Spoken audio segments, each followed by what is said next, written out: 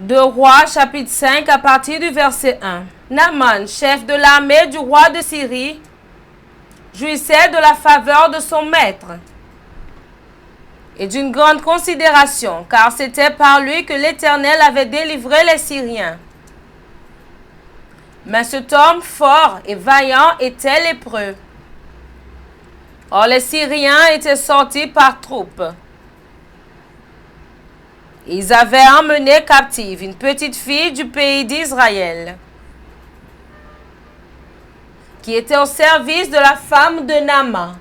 Et elle a dit à sa maîtresse, « Oh, si mon Seigneur était auprès du prophète qui est à Samarie, le prophète le guérirait de sa lèpre. » Naaman alla dire à son maître, « La jeune fille du pays d'Israël a parlé de telle et telle manière. » Et le roi de Syrie dit, « Va, rends-toi à Samarie, et j'enverrai une lettre au roi d'Israël. » Il partit, prenant avec lui 10 talents d'argent, 6000 cycles d'or et 10 vêtements de rechange. Il porta au roi d'Israël la lettre, où il était dit, « Maintenant, quand cette lettre te sera parvenue, tu sauras que je t'envoie Naaman, mon serviteur, afin que tu le guérisses de sa lèpre. » Verset 7. Après avoir lu la lettre, le roi d'Israël déchira ses vêtements et dit, « Suis-je un Dieu pour faire mourir ou pour faire vivre, qui s'adresse à moi afin que je guérisse un homme de sa lèpre?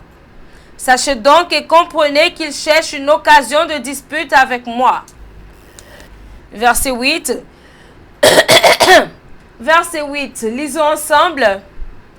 Lorsqu'Élisée, homme de Dieu, apprit que le roi d'Israël avait déchiré ses vêtements, il envoya dire au roi, « Pourquoi as-tu déchiré tes vêtements? Laisse-le venir à moi et il saura qu'il y a un prophète en Israël. » Naaman vint avec ses chevaux et son char. Naaman vint avec ses chevaux et son char. Il s'arrêta à la porte de la maison d'Élisée.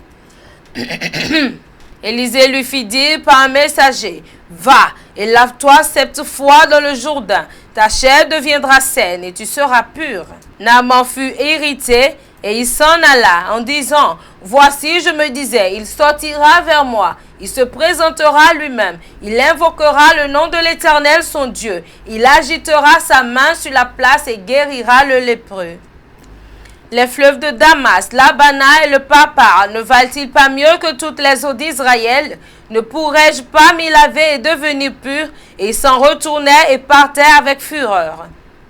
Et ses serviteurs s'approchèrent pour lui parler. Et ils dirent, « Mon père, si le prophète t'eût demandé quelque chose de difficile, ne l'aurais-tu pas fait? Combien plus dois-tu faire ce qu'il t'a dit? Lave-toi et tu seras pur. » Il descendit alors et se plongea 7 fois dans le Jourdain, selon la parole de l'homme de Dieu, et sa chair redevint comme la chair d'un jeune enfant, et il fut pur. Que le Seigneur bénisse la lecture de sa parole. Asseyez-vous sur la tête de vos ennemis pendant que vous poussez un cri de victoire. Le culte d'aujourd'hui est ce que j'ai titré « Question d'urgence ». Question d'urgence. Dites à votre voisin, question d'urgence. J'aimerais partager avec nous sur ce que j'ai titré de l'affliction à l'élévation. Je ne vous ai pas bien entendu. Dites à votre voisin, de l'affliction à l'élévation. Si vous ne parlez pas, vous ne pouvez pas prendre le relais. Dites-le encore. De l'affliction à l'élévation. Regardez votre voisin et dites-lui, je ne suis pas affligé. Dites-le encore. L'affliction est dangereuse. L'affliction veut dire souffrance. Cela veut dire persécution. Cela veut dire la détresse. Cela veut dire la maladie. Et l'affliction est très dangereuse. Alors, avant d'aller dans le vif de mon enseignement, je voudrais que vous sachiez qu'à chaque fois que vous écoutez la parole de Dieu, vous devez avoir la foi que la parole de Dieu peut vous changer. Lorsque vous êtes venu ce matin, vous vous êtes directement dirigé vers votre siège. Et vous êtes assis et vous êtes confiant que cette chaise ne vous fera pas tomber. Si vous avez confiance en votre siège, c'est comme cela que vous devez avoir confiance en la parole. Si vous avez tellement confiance en ce siège sur lequel vous êtes assis, c'est de cette même manière que vous devez croire en Dieu qui peut faire toutes choses. Puis-je dire ceci? À chaque fois que Dieu érige un délivreur ou un libérateur, le diable est prêt à tuer n'importe qui à cause du libérateur. Saviez-vous ce pourquoi votre famille est attaquée? Ce n'est rien d'autre qu'à cause de vous. Saviez-vous la raison pour laquelle votre famille est attaquée? Ce pourquoi tout ce qui est autour de vous est en feu, c'est à cause de vous. Lorsque Dieu a élevé Jésus en tant que libérateur, toutes les personnes autour de lui ont commencé par mourir parce que l'ennemi voulait l'avoir. À partir de 2 ans, beaucoup de personnes sont mortes. Puis-je dire ceci? Puis-je dire ceci? Ils vont combattre, mais ils ne peuvent pas vous toucher. Vous n'êtes pas un enfant qui est né pour mourir à Bethléem. Vous êtes un enfant que Dieu a élevé pour sauver votre famille. Et il y a une notion d'urgence pour faire de vous quelqu'un qui brisera les chaînes. Je pensais que quelqu'un criera fort cet amen. Lorsque Moïse est venu au monde, la Bible a dit qu'il y avait une tuerie de tous les enfants hébreux. Est-ce que je parle à quelqu'un ici? Est-ce que je parle à quelqu'un ici? Je prophétise. Je prophétise. Je prophétise. Toute personne autour de votre vie qui a déjà émis un décret à cause de vous, ils mangeront le chair et mourront de votre mort.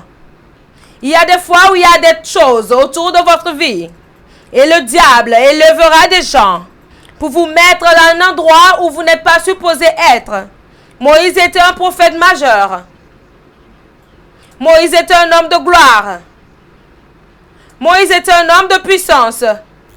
Lorsque Moïse est venu au monde, la Bible dit qu'il y avait une tuerie de tous les enfants hébreux. Est-ce que je parle à quelqu'un ici? Est-ce que je parle à quelqu'un ici? Je prophétise. Je reviendrai à mon thème. Je prophétise. Toute personne autour de votre vie qui a émis un décret à cause de vous, ils mangeront le chair et mourront de votre mort. Asseyez-vous et que je parle un peu. La Bible dit que la mère de Moïse l'a mis dans un panier. Dans un panier. Puis-je dire ceci? Je ne sais pas celui qui vous a mis dans un panier. Je ne sais pas ce panier maléfique dans lequel on vous a mis. Vous ne m'avez pas bien entendu. Il y a des fois où il y a des choses autour de votre vie. Et le diable élève des gens pour vous mettre à un endroit où vous n'êtes pas supposé être. Moïse était un majeur prophète. Moïse était un homme de gloire. Moïse était un homme de puissance. Mais j'ai réalisé que ce gars Moïse a été mis dans un panier. Puis-je dire ceci? Il y a certains d'entre vous ici, vous êtes président, gouverneur, sénateur, un apôtre financier de la fin des temps. Mais quelqu'un vous a mis dans un panier. Puis-je prophétiser? Vous sortez de ce panier. Mes frères et sœurs, un panier ne peut pas contenir de l'eau. Un panier ne peut rien soutenir. Je ne sais pas où on vous a mis. Un panier ne peut rien maintenir. Je ne sais pas là où on vous a mis. Je ne sais pas où ils vous ont positionné. Tout panier maléfique. N'importe où ils ont mis votre panier. Je ne connais pas les puissances familiales de la maison de votre père, de la maison de votre mère, qui vous ont mis dans des paniers. Aujourd'hui, vous sortez de ce panier. Asseyez-vous. Les parents de Moïse n'avaient pas d'option. Quand je dis pas d'option, c'est qu'ils ne savent pas où mettre l'enfant. Alors le dernier recours, c'était de mettre l'enfant dans un panier. Mes frères et sœurs, peut-être que vous voyez un panier physique. Mais je ne parle pas de ce genre de panier. Je parle d'une position dans votre vie où vos parents, votre père, votre mère ont abandonné. Et ils ont dit, voici aussi loin que nous pouvons t'amener. Tout panier de destinée dans lequel ils vous ont retenu. Peut-être dans une seule chambre à coucher. Peut-être que vous êtes un secondaire. Peut-être que vous êtes juste un propriétaire d'un centre scolaire. Ou bien un abandonné. Peut-être que c'est votre condition. Aujourd'hui, je prophétise. Je prophétise. Votre bienfaiteur de destinée est sur le point de vous voir. Maintenant, regardez. Avant que je n'entre dans le vif de mon enseignement. La Bible dit, écoutez, qu'elle l'a positionné sur la rivière. Elle l'a positionné. Et il flottait sur l'eau. Non, il ne flottait pas. Il était calé, il était à une seule place. Ce que la maman de Moïse a fait, c'est qu'elle a positionné Moïse de manière stratégique, là où la fille de Pharaon. Le problème, ce pourquoi vous n'êtes pas béni, c'est que vous êtes un panier qui flotte. Vous flottez d'un prophète à un autre. Vous ne restez pas sous une seule église. Vous devez comprendre que Dieu ne bénira jamais un arbre, à moins que cet arbre ne soit planté. Psaume chapitre 1, verset 1. Heureux l'homme qui ne marche pas selon le conseil des méchants, qui ne s'arrête pas sur la voie des pécheurs et qui ne s'assied pas en compagnie des moqueurs, mais qui trouve son plaisir dans la loi de l'Éternel et qui la médite jour et nuit. Ensuite, il est comme un arbre planté. Si vous n'êtes pas planté, vous ne pouvez pas être arrosé.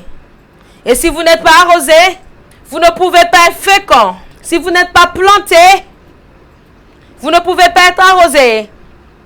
Et si vous n'êtes pas arrosé, vous ne pouvez pas être fécond. Maintenant, la fille de Pharaon, elle prenait sa douche. Écoutez ceci. Écoutez. S'il vous plaît, écoutez correctement. Moïse a crié depuis le panier.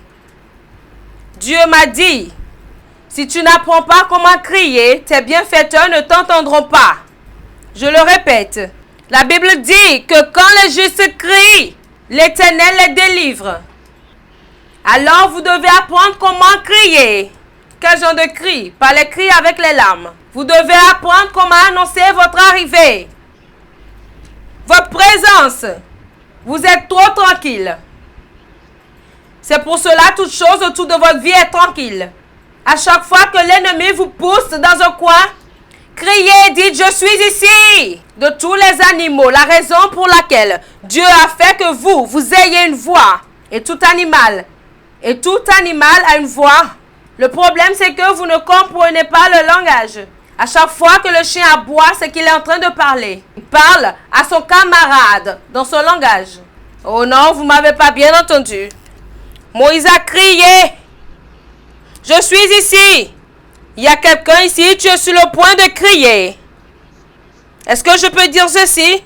À chaque fois que votre bienfaiteur ou aide de destinée entend votre voix et votre cri, ils ne peuvent jamais dormir jusqu'à ce qu'ils ne viennent à vous.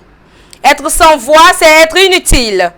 Être sans voix, c'est être inutile. Nous n'avons pas été créés pour faire du bruit, mais nous sommes créés à produire de la voix. Est-ce que je peux prêcher ici? Puis-je prêcher à quelqu'un ici? Moïse a crié. Si Moïse n'avait pas poussé un cri, sa maman qui l'a mis dans un panier serait inutile. Si un bébé qui a 1 mois sait comment pousser un cri pour qu'on l'aide, combien d'autant plus vous qui avez 57 ans? Vous ne m'avez pas bien entendu. Moïse était à l'intérieur d'un panier. Et il poussait des cris. Non, non, non, non. Je ne suis pas fait pour être dans un panier. Je suis fait pour en sortir. Mon bienfaiteur, mon aide. Où est-ce que tu es? Puis-je dire ceci?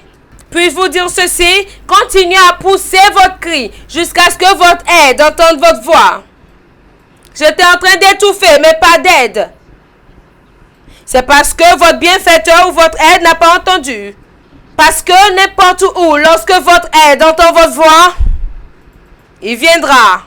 Invoque-moi le jour de la détresse et je te répondrai. Et le nom du Dieu de Jacob te défendra. Je t'enverrai du secours depuis mon sanctuaire saint. Puis-je prophétiser? Quelqu'un ici? Ta requête de prière est sur le point d'être exaucée. Satan, tu as peut-être pris ma jambe, mais tu ne peux pas me faire taire. Est-ce que je parle à quelqu'un ici? Que tous ceux qui respirent louent l'Éternel. Je peux peut-être être dans le panier, mais ma bouche ne sera pas fermée. Je peux être dans un panier, mais ma bouche ne sera jamais fermée. Puis-je dire ceci? Les sourds-muets peuvent encore faire du bruit. Même le rat peut encore faire du bruit. Même l'oiseau peut encore faire du bruit. Puis-je dire ceci? Assurez-vous que votre bouche n'est pas fermée. Soyez sûr de pousser des cris. Et la Bible dit que la fille de Pharaon a entendu le cri du bébé. Puis-je prophétiser? Écoutez ceci, mes frères. Dieu peut utiliser toute personne pour vous aider. Je répète, toute personne, n'importe qui, toute personne, n'importe qui. Puis-je dire ceci? À chaque fois que Dieu veut vous protéger et ne voudrait pas que vous mouriez, il créera votre endroit secret de cachette dans le camp de votre ennemi. Vous ne m'avez pas bien entendu. Est-ce que quelqu'un me comprend? Les gens qui vous recherchent pour vous tuer, ce sont ces mêmes personnes qui vous défendent et vous protègent. Puis-je prophétiser? Même si je marche dans la vallée de l'ombre de la mort, je ne crains aucun mal, car ta houlette et ton bouclier me rassurent. Tu dresses devant moi une table en face de mes adversaires. Mon nom c'est Moïse, mais je suis dans la maison de Pharaon, l'homme qui a fait un décret que tous les enfants hébreux doivent mourir. Mais cependant, je suis au milieu de lui et il a refusé de me toucher, parce que Dieu est sur le point de lever vos ennemis pour qu'ils deviennent votre secours. Est-ce que je parle ici? Toutes les fois que vous priez pour une aide, arrêtez de chercher des croyants ou des chrétiens de la même église que vous pour vous aider. C'est ça votre problème. Vous voulez que des gens qui sont hébreux viennent vous sauver. Non. Parfois, lorsque Dieu voudrait vous aider, il traversera pour aller de l'autre côté. Est-ce que je parle à quelqu'un ici? Vous ne m'avez pas bien entendu. La Bible dit que la richesse des nations viendront à vous. Lorsque les voies d'un homme plaît au Seigneur, il dispose même ses ennemis en sa faveur. Vous n'aimez peut-être pas mon visage, mais vous me donnez quand même. Vous pourrez ne pas aimer mon visage, mais vous semez des semences. Vous me critiquez le matin, mais vous me servez l'après-midi. Vous ne savez pas pourquoi? Parce que toutes les fois que je crie, une aide de destinée se montre. Puis-je dire ceci? Votre cri ne peut pas être en vain. Asseyez-vous. Écoutez ce que Dieu m'a dit. Toutes les fois que le juste crie, une aide se montre. Toutes les fois que vous criez, une aide apparaît. La raison pour laquelle il n'y a pas de secours, c'est parce que vous ne criez pas depuis le panier. Regardez ceci. Lorsque vous lisez jusqu'en bas, dans Exode chapitre 3, la Bible dit que et l'enfant grandit. Puis-je dire ceci? Vous ne pouvez pas continuer à demeurer dans le panier. Vous avez déjà grandi pour dépasser ce panier. Certaines personnes vous espèrent toujours être dans votre cordon de bébé. Vous ne pouvez pas être dans votre cordon de bébé pour toujours. C'est ça le problème de tant de gens qui me connaissaient. Ils viennent, ils disent, frère Kazi, je te connaissais avant. Pasteur Joshua, mais je te connaissais à Ibadan. Et j'ai dit, vous ne connaissez même pas celui que vous voyez maintenant. Celui que vous avez vu à Ibadan est différent de celui que vous voyez maintenant. J'ai fait pousser mon panier. Vous ne pouvez pas me voir dans la mangeoire. Je ne suis plus dans la mangeoire. J'ai fait pousser mon panier. J'ai fait pousser le panier. Mesdames et messieurs, 10 ans auparavant, vous étiez dans le panier. des problèmes de fondation, esprit d'élévation et de chute. Puis-je dire ceci? Lorsque l'onction vient en présence de vos ennemis, dans le palais de votre ennemi, vous grandirez, vous croîtrez. La seule manière de mettre le diable au chaos techniquement, c'est d'être dans la maison de votre ennemi et vous grandissez, prenant du poids, prenant de la couleur, grandissant en taille, grandissant en sagesse, grandissant en faveur. Et ils ne peuvent rien faire. Et ils utilisent leur épée pour vous protéger. Les éléphants ne jeûnent pas pour être gros. C'est dans leur ADN le fait d'être gros. Mesdames et messieurs, vous n'êtes pas faits pour rester dans le panier. N'allez pas dans le panier pour me rechercher. J'ai quitté le panier. Je dis que j'ai déjà quitté le panier. J'ai quitté le panier. J'ai quitté le panier. Quelqu'un est en train de sortir de cette pauvreté. Attendez. Le panier peut être la pauvreté. Alors vous sortez de la pauvreté. Le panier peut être le cancer. Alors vous sortez de ce cancer. Puis-je dire ceci? Le commencement de votre église peut être petit. Ainsi, votre début pourrait être petit. Mais votre fin augmentera. Mais votre fin croîtra. Je pose des fondations. Je pose des fondements. Écoutez ceci. Je pose des fondements. Regardez ceci. Lorsqu'ils ont amené l'enfant à la princesse, elle a regardé Moïse. Et voici ce qu'elle a dit. Elle a dit, voici l'un des enfants hébreux. Il n'y avait pas d'écrit sur cet enfant qu'il était enfant d'hébreu. Saviez-vous pourquoi? Pendant que l'enfant a commencé à pousser des cris, la langue de l'enfant a produit les larmes et le langage des Hébreux. Elle a entendu le cri de l'enfant et elle a su la langue. Vous ne me comprenez pas, je m'en vais quelque part. Votre culture et votre localisation et votre tradition est attachée à votre langue. C'est pour cela qu'on l'appelle votre langue maternelle. C'est pour cela, lorsqu'un Ghanéen parle ici, vous saurez que voici un Ghanéen qui parle. À cause de la langue maternelle. Lorsqu'un Nigérien est en train de parler, vous saurez que c'est un Nigérien. Si un Yoruba est en train de parler, il y a une manière selon laquelle il parle.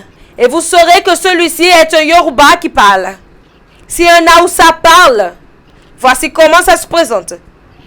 Lorsqu'elle a entendu l'enfant pousser de cris, elle sait comment les Hébreux ont l'habitude de crier. Elle sait ce à quoi ressemble la langue. Elle a dit, voici un enfant hébreu. Puis-je dire ceci? Puis-je dire ceci? Puis-je dire ceci? À chaque fois que vous voulez crier, à chaque fois que vous voulez crier, ne criez pas dans une langue complète, mais criez dans votre langue maternelle. Mesdames et messieurs, votre langue n'est pas celle de là où vous venez, du Nigeria. Nous sommes créés du ciel. Nous sommes faits du ciel. Et toutes les fois que vous voulez crier, poussez des cris en langue.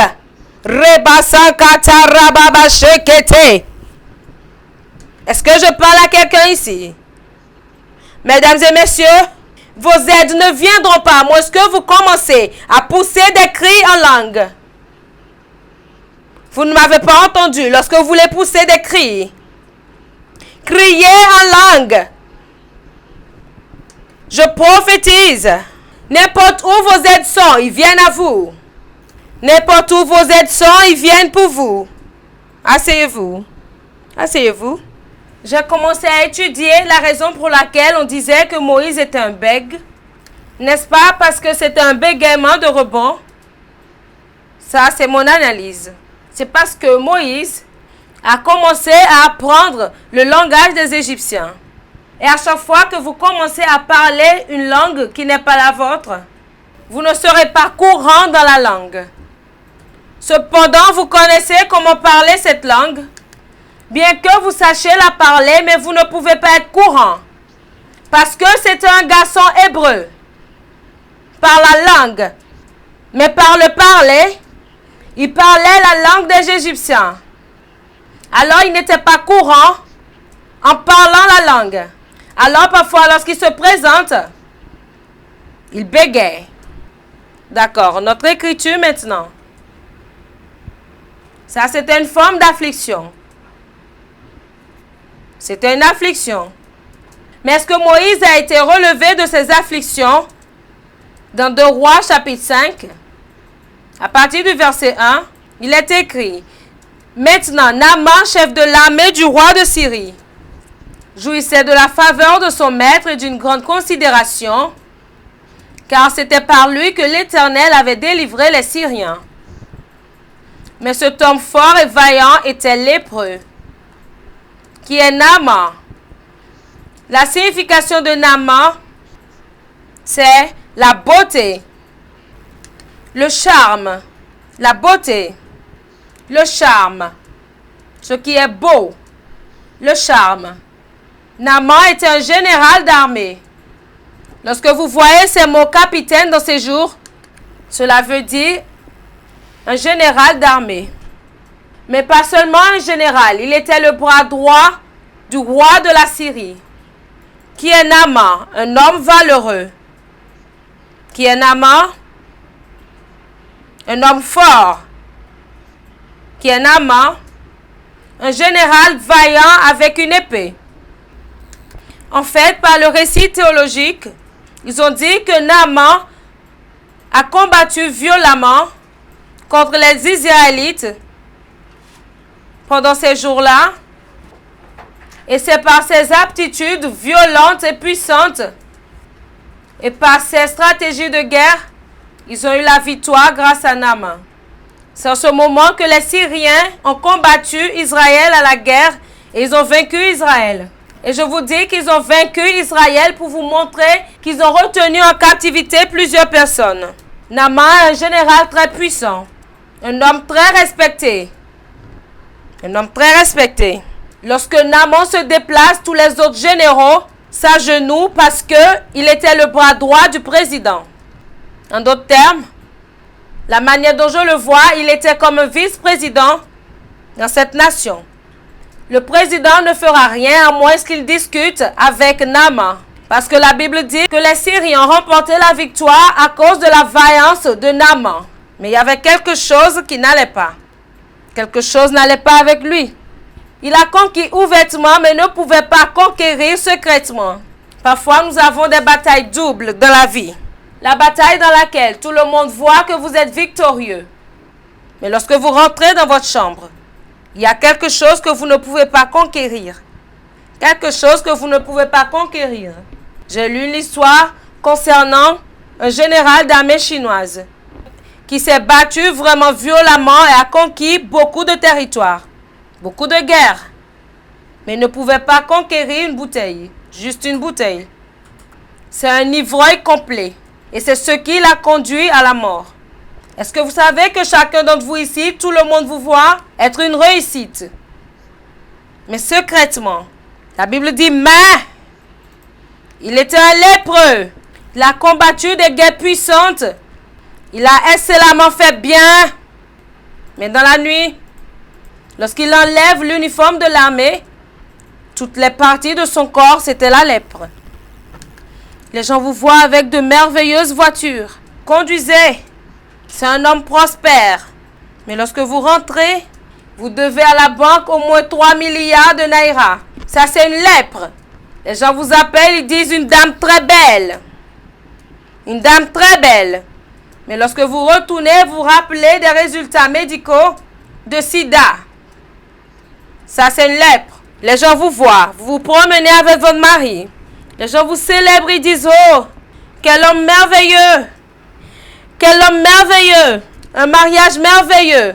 Mais lorsque vous rentrez chez vous, cet homme vous bat comme si c'est un boxeur qui frappait un sac. Un sac de frappe. Ça, c'est une lèpre. Ça, c'est votre lèpre. Votre lèpre. Vous êtes un docteur ou un médecin qui se comporte bien, qui est bien payé. Un bon hôpital. Un hôpital du gouvernement. Et tous les hommes qui viennent, ils sont vraiment contents et ils veulent se marier à ce docteur que vous êtes. Mais seulement lorsqu'on la visite ou lorsqu'on reste avec elle. À chaque fois qu'elle ferme les yeux, plus de 10 minutes, elle urine sur son corps. Peu importe qu'elle soit dans sa voiture ou dans le restaurant, partout. Réussite publique, échec privé. Réussite publique, échec privé. Il y a beaucoup de prédicateurs qui essayent d'impressionner les gens pour leur faire croire qu'ils sont prospères. Mais lorsque vous rapprochez d'eux, ce sont des bancs d'échecs. Il était toujours un lépreux. Un lépreux, je dis. Un lépreux. Laissez-moi vous dire les règles d'engagement. Ce qui était sur le point de se produire, d'arriver à Naaman. Il cachait cela jusqu'à ce que cela ne soit évident. Cette chose que tu es en train de cacher, peu importe comment tu caches cela, un jour les gens le verront. Vous ne m'avez pas bien entendu. Il n'y a rien de nouveau sous le soleil. Je répète, rien de nouveau. Rien de nouveau. Rien de nouveau. Rien de nouveau sous le soleil. Il y a des prédicateurs, vous vilipendez d'autres prédicateurs. Vous les vilipendez, mais sachez que très bientôt, le vôtre aussi sera exposé. Il n'y a rien de nouveau sous le soleil. Rien de nouveau sous le soleil. Vous parlez des autres. Ne vous inquiétez pas. Ne vous inquiétez pas. Votre propre lèpre sortira bientôt. Cela sera visible. Cela sera évident. Peut-être que le roi ne sait pas que vous êtes un lépreux. Mais un jour, pendant que la lèpre sera en train d'être éparpillée, il y aura un moyen par lequel cela deviendra évident et vous ne pourrez plus le cacher. Mesdames, messieurs, le plus grand problème de votre vie, ce n'est pas ce que les gens connaissent. Je le répète. Le plus grand problème qui vous démange, ce n'est pas celui que les gens connaissent. Il y a des problèmes dont vous ne voulez pas parler. Il y a des problèmes dont vous ne voulez pas faire mention. Il y a des choses que vous ne voulez pas dire. Quelqu'un a dit qu'il y a 3 personnes auxquelles vous ne pouvez pas cacher des choses. Votre docteur, votre avocat et votre pasteur. Il y a des choses que vous pouvez cacher. Mais vous ne pouvez pas continuer à la cacher. Vous ne pouvez pas continuer à les cacher. Vous ne pouvez pas cacher cela à Dieu. Vous pouvez cacher vos péchés pour que personne ne les voie. Mais vous ne pouvez jamais cacher cela à Dieu. Il arrive un point dans votre vie où certaines choses que vous essayez de cacher, vous ne pouvez plus les cacher. Qu'est-ce que j'essaye de cacher? Avez-vous peur? S'ils savent maintenant que tu as le sida et tu essayes de cacher cela. Est-ce que je parle à quelqu'un ici? Tu essayes de cacher cela. À chaque fois qu'on dit va passer des examens. À chaque fois qu'on dit va faire des examens médicaux. Tu essayes de manipuler les résultats. Mais il y a un niveau où cela se manifeste. Je suis venu ici pour m'occuper de certaines personnes ici, vivant une vie d'hypocrite. Peut-être que vous avez de la réussite dans certains domaines. La Bible dit que Naaman était un homme sous autorité, un homme vraiment valeureux, un homme vaillant. Mais je suis venu traiter avec des Naaman ici. Je suis venu traiter avec certaines personnes ici qui vivent une vie d'hypocrisie. Cependant, vous avez quelques réussites dans quelques domaines. Je suis venu m'occuper de votre main. La Bible dit que Naaman était un homme d'autorité, un homme fort et vaillant. Mais, où est ce mais? J'ai acheté une maison. J'ai bâti une maison. Je me suis mariée. Mais, je n'ai pas un enfant. Je suis belle. Je suis un diplômé. J'ai terminé, j'ai mon master. J'ai un bon travail. Mais, je n'ai pas un mari. Oh, je suis meilleure. Je voyage partout à l'étranger. Je suis revenue. Mais, il a le cancer. Je suis venu ici pour parler de votre main. Je suis un enfant de Dieu. J'ai donné ma vie à Christ. Je sers bien Dieu. Je suis engagé dans les activités de l'église. Mais, je ne sais pas comment lutter contre la masturbation. Oh, je suis tellement engagé, je suis humble et je paye ma dîme. Mais, je suis lesbienne. Je suis venue ici pour combattre Je suis venu ici pour combattre vos péchés secrets. Est-ce que je parle à quelqu'un? Oh, j'aime Dieu. Je suis tellement engagé, je suis riche. Mais je ne sais pas comment faire. Je dois prendre de la cocaïne tout le temps. Je suis venu ici pour m'occuper de certaines personnes qui sont accros à certains péchés secrets. Je suis venu m'occuper de votre main. Une femme du monde dans ce pays est venue me visiter il y a un moment. 3 ans déjà. Très riche. Très riche. Oh papa, j'ai ceci, j'ai cela, j'ai ceci, j'ai cela. Très bénie. Quand je parle de riche, elle est riche en dollars. Très bénie. L'argent n'était pas le problème. Alors elle me racontait toutes sortes de choses. J'ai dit non. Dieu m'a dit voici ceci. Dieu me montrait quelque chose, mais vraiment je n'étais pas d'accord avec ce que Dieu me montrait. Je lui ai dit attends un peu. Je suis entrée dans ma chambre de prière et j'ai prié encore. Je suis revenue à elle et Dieu m'a toujours montré la même chose. Et je lui ai dit tout ce que tu me racontes depuis, ce n'est pas ce pourquoi tu es là. La raison pour laquelle tu es ici, tu ne m'as pas dit. Elle a dit non papa. Je t'ai tout dit. Et j'ai dit non. J'ai dit non, tu t'injectes avec un certain liquide et cela te contrôle. Et depuis 50 ans, tu vis ta vie te basant sur ce liquide. Elle m'a regardé. Elle a regardé autour.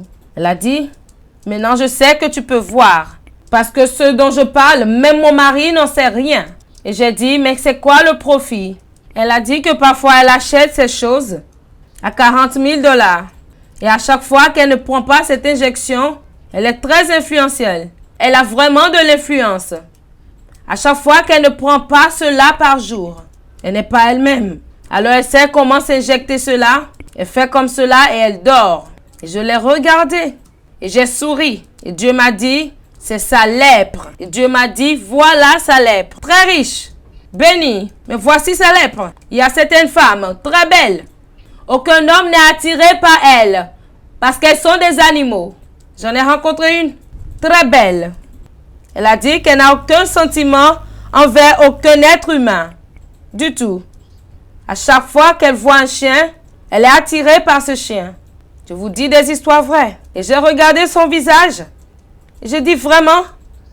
Elle a dit oui. Elle dit qu'elle a déjà 4 sortes de chiens. Elle est bénie, elle est riche. Elle vit à l'étranger. Mais elle couche avec les chiens. Quel genre de lèpre êtes-vous en train de cacher? Quel genre? Quel genre? Certains d'entre vous bien habillés. Mais il y a une partie de votre corps dans lequel les asticots sautent. Et vous couvrez cela. Qu'est-ce que vous êtes en train de cacher que personne ne peut voir? C'est ça le problème. Toutes les fois que vous apparaissez devant un homme de Dieu, prie pour ma famille. Même lorsque vous écrivez une requête de prière, vous cachez cela tellement bien pour que personne ne voit. À chaque fois que c'est le moment de la prière, vous pouvez crier, prier concernant les choses. Mais lorsqu'il s'agit de ce problème, vous priez dans votre cœur. Votre lèpre. Et maintenant, qu'est-ce qu'on fait aux gens qui ont la lèpre? Numéro 1, on les isole. On les sépare des autres. Cela veut dire, 5 choses peuvent arriver à Naaman. Numéro 1, il perdra son emploi. Numéro 2, il perdra sa position. Numéro 3, il sera isolé. 4, il ne sera pas capable de prendre soin de sa famille.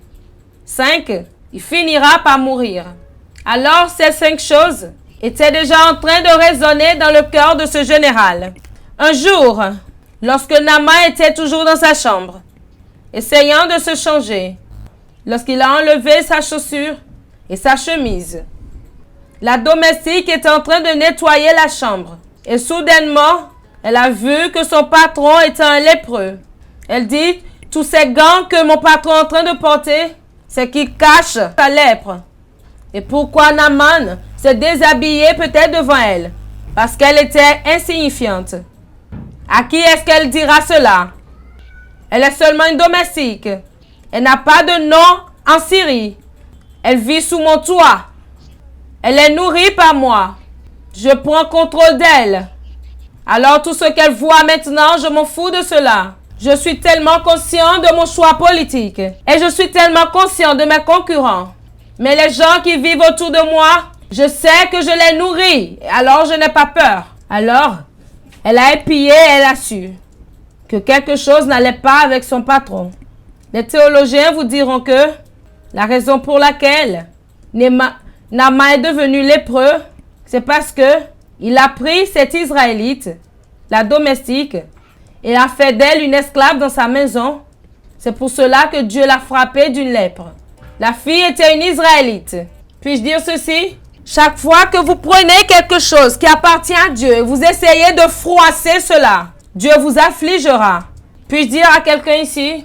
J'ai entendu certains d'entre vous qui me regardaient ici et qui m'écoutaient. Dans la maison, au moins 15 000 de vous, toute personne. Dieu m'a demandé de vous dire qu'il y a des personnes ici. Dieu a dit de vous dire qu'il y a des gens ici qu'il est sur le point d'affliger à cause de moi. Dieu m'a demandé de vous dire qu'il y a des personnes ici que je suis sur le point d'affliger de votre part. Je vais renverser vos ennemis jusqu'à ce qu'ils ne reconnaissent que Dieu est le Tout-Puissant. Alors le bibliste a dit que la raison pour laquelle Dieu a permis que Naaman soit affligé, c'était à cause d'elle. Parce qu'il a capturé une Israélite. Il en a fait une esclave. Certains d'entre vous ici, vous êtes sous captivité. Je ne sais pas, mais il y a des combats d'esclaves entre les mains de Naaman. Je ne sais pas comment ils vous ont amené là où vous êtes. Ils vous ont forcé à rester en pauvreté. Ils vous ont forcé, obligé à rester dans le cancer. Ils vous ont obligé à rester dans les débattements. Ils vous ont obligé à rester dans les larmes. Ils vous ont forcé à avoir l'ascension et la chute. Ils ont renversé votre affaire. Vous étiez une fois en Israël. Maintenant, vous êtes en Syrie, dans la maison de Naaman. Et vous êtes là-bas essayant de chanter la chanson de l'Éternel. Dans un pays étranger, ils vous ont amené en captivité. Ce n'est pas votre emplacement. Ça, ce n'est pas là où vous êtes. L'affliction. L'affliction de la maison de votre père. L'affliction de la captivité. De l'ennemi. Je suis ici pour prêcher à quelqu'un. Aujourd'hui, Dieu afflige votre maître esclave. Votre maître esclave ne dormira pas. Dieu est en train de les affliger. Je prophétise. Dans un pays étranger, votre maître esclave est affligé. Je ne peux pas rester ici. Ce n'est pas là où je devrais être. Je suis supposé être meilleur. Qui est en train de me lier? Est-ce que c'est la pauvreté? Est-ce le cancer? Naaman, ce n'est pas mon emplacement. Pourquoi tu m'as amené ici? Je suis un Israélite. Pourquoi dois-je être en Syrie? Je prophétise. Vous êtes supposé être un succès qui vous a lié, ligoté.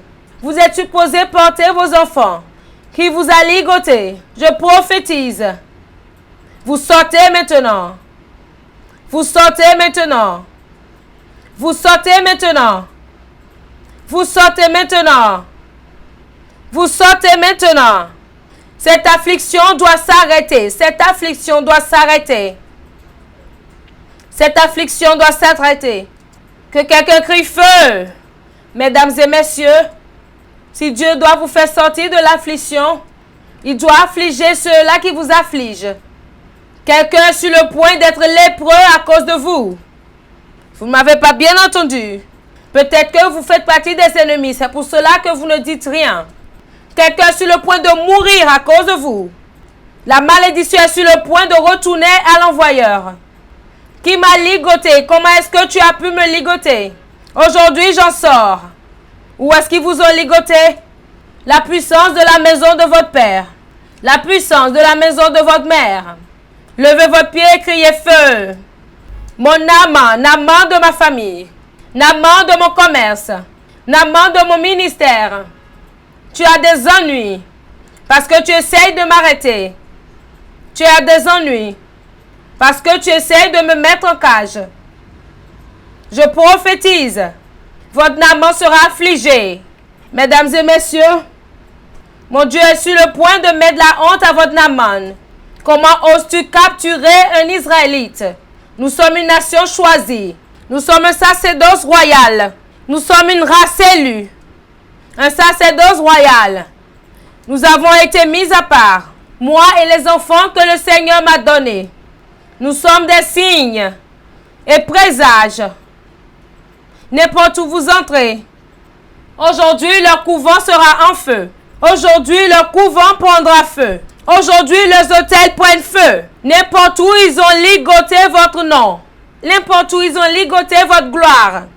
Aujourd'hui, par le feu, par le feu. Par le feu et par le feu. Le couvent prendra feu. Aujourd'hui, je dis aujourd'hui, les hôtels prennent feu.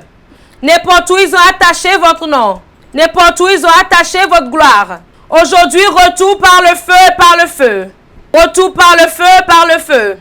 Retour par le feu et par le feu.